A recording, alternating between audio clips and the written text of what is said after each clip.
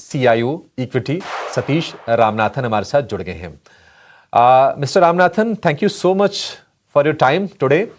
Sir, बाजार को लेकर आपका व्यू जानना चाहेंगे और बाजार से पहले जरा आईटी को लेकर अपना व्यू दीजिए, क्योंकि लगातार 2 सत्र से हम रिकवरी ट्रेड देख रहे हैं आईटी में। आईटी को लेकर आप कितने कन्विंस्ड हैं? बहुत सारे लोग कह रहे हैं कि बहुत गिर गया है, वैल्यूएशंस चीप हो गए हैं, लेकिन एक सच्चाई यह भी है कि वैल्यूएशंस भले चीप हो लेकिन अर्निंग का कोई खास सपोर्ट तो है नहीं। आपने कैसे असेस किया है सर इस सेक्टर को? आईटी में जो कैश फ्लो है वो बहुत हेल्थी है, मगर ग्रोथ भी चैलेंज्ड है, क्योंकि ये टेक्नोलॉजी का जो नया टेक्नोलॉजी आता है, ये एआई एक्सेट्रा, तो उसका चैलेंज भी थोड़ा ज़्यादा ही है। तो हमारा फोकस है कि जो कंपनी एआई का बेनिफिट लेंगे और बढ़ाएंगे और ग्रोथ भी अच्छा होंगे, वो कंपनी पर नज़र रखना है। मगर ऐसा कि जनरल आईटी सेक्टर का स्लो डाउन तो वो चलता रहता है। अभी वो भाव घटने और ऊपर जाने से आईटी इंडस्ट्री का प्रोस्पेक्ट्स उतना बदलता नहीं है। तो इसलिए हम तो सेक्टोरल फोकस में we focus on growth companies in this sector. Mister Ramanathan, अगर हम Q4 की अगर हम अर्निंग्स की बात करें, बहुत बड़े सरप्राइजेस तो नहीं आए, लेकिन बहुत कोई निराशा भी नहीं आई, क्योंकि अभी हम देख रहे हैं कि क्रूड का इंपैक्ट मार्जिन पर उतना आया नहीं Q1 में, शायद मतलब Q4 में। Q1 में शायद हम ज्यादा देखें। तो आपको क्या लगता है कि ये अर्निंग्स बाजार को थोड़ा बहुत सपोर्ट करने का काम करेंगे, या फिर एक क्वार्टर और देख लें उसके बाद ही बाजार पर हम कोई कंस्ट्रक्टिव व्यू बनाएं? वो ऐसे तो Q4 का अर्निंग्स थोड़ा अच्छा ही था हमारे व्यू में, क्योंकि 14% ग्रोथ था। और जो डिसअपॉइंटमेंट था वो फाइनेंशियल्स में था।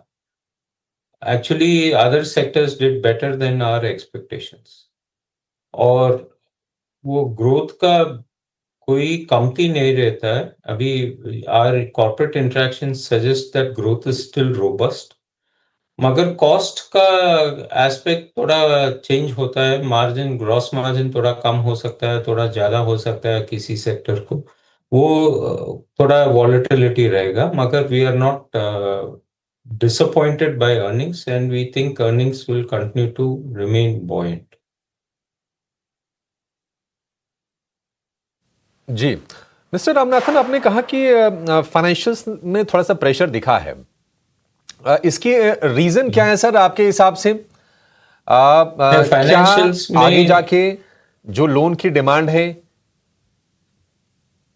फाइनेंशियल्स सर, में प्लीज थोड़ा कंटिन्यू। यस, फाइनेंशियल्स में कंपटीशन थोड़ा ज़्यादा हो गया, और कॉर्पोरेट क्रेडिट ऑफटेक थोड़ा कम ही है, क्योंकि corporate cash flows are strong. So corporate credit का डिमांड थोड़ा कम हो गया, and it is only retail loans that are doing well.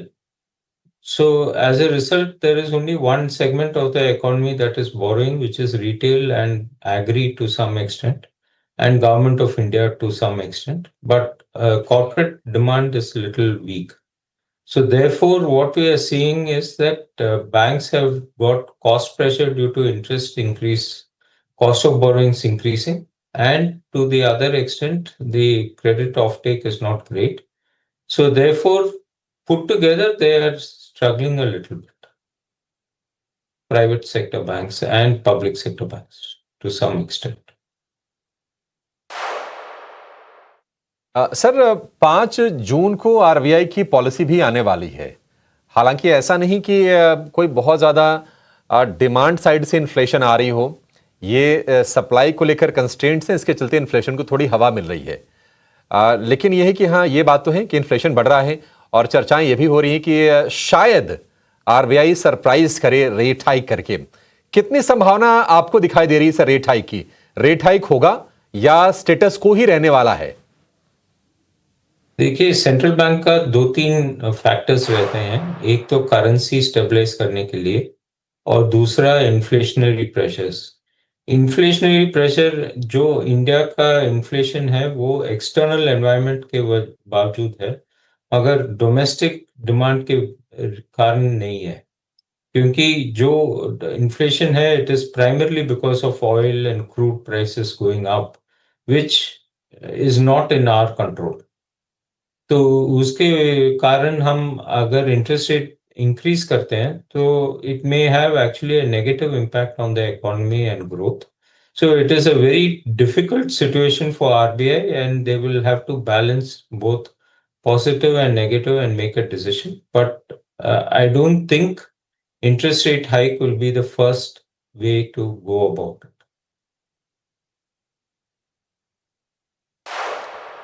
Mister Ramanathan, अगर हम मार्केट की बात करें तो हम देख रहे हैं कि ईयर टू डेट निफ्टी लगभग लगभग 10 से 11% नीचे है।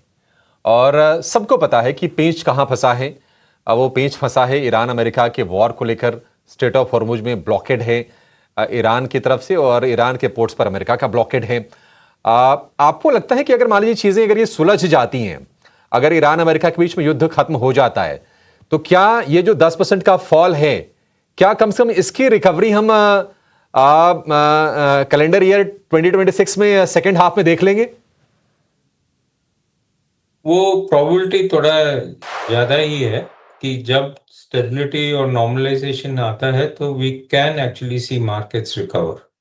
मगर एक चीज तो और भी है, क्योंकि एफपीआई सेलिंग जो लगातार होता है वो अगर रिवर्स हो जाता है वो भी मार्केट को सपोर्ट कर सकते हैं।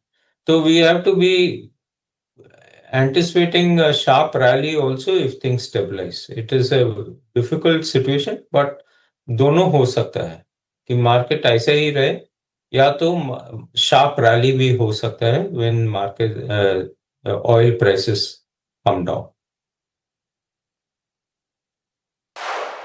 जी, एफपीआई की जो सेलिंग चल रही है मिस्टर रामनाथन, इसके रिवर्स होने की आप कितनी संभावना देख रहे हैं?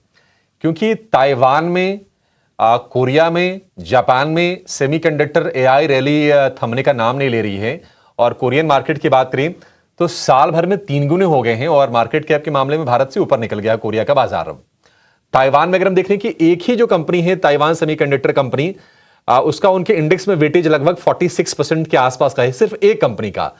अब ये मतलब काफी ज्यादा मुझे लगता है कि बबल थोड़ा क्रिएट तो हो रहा होगा, लेकिन अब देखते हैं कि किस तरह की ग्रोथ आती है, किस तरह की डिमांड आती है।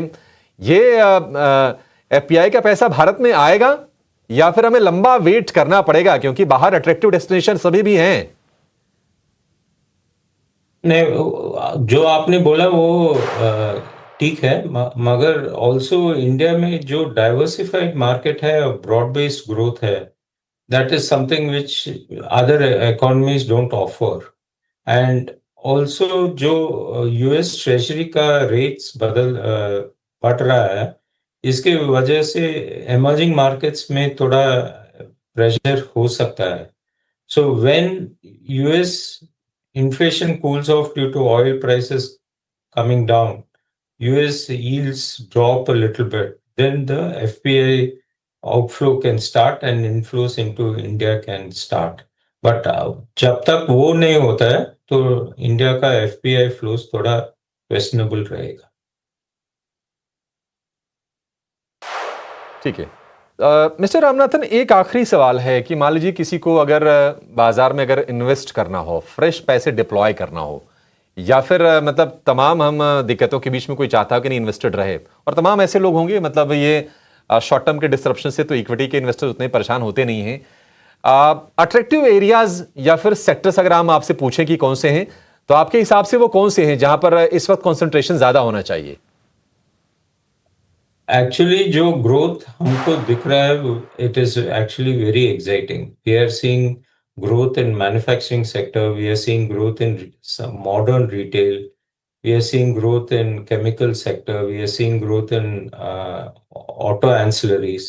So growth जो दिख रहा है वो बहुत एक्साइटिंग है। मार्केट थोड़ा परेशान हो सकता है, मगर ग्रोथ जो भी है, कंपनी का ग्रोथ है, वो थोड़ा मजबूत ही लग रहा है।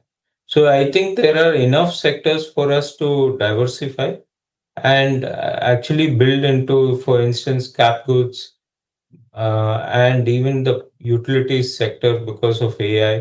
सो जो भी दिख रहा है वो पॉजिटिव ही दिख रहा है हमको, उतना नेगेटिव नहीं, कॉर्पोरेट इंटरेक्शंस से उतना नेगेटिव वाइब्स नहीं मिल रहा है। जी, ठीक है मिस्टर रामनाथन, बहुत शुक्रिया, आज आपने समय निकाला और विस्तार से तमाम मुद्दों पर आपने अपने व्यूज हमसे शेयर किए और हमारे दर्शकों की आपने मदद भी की।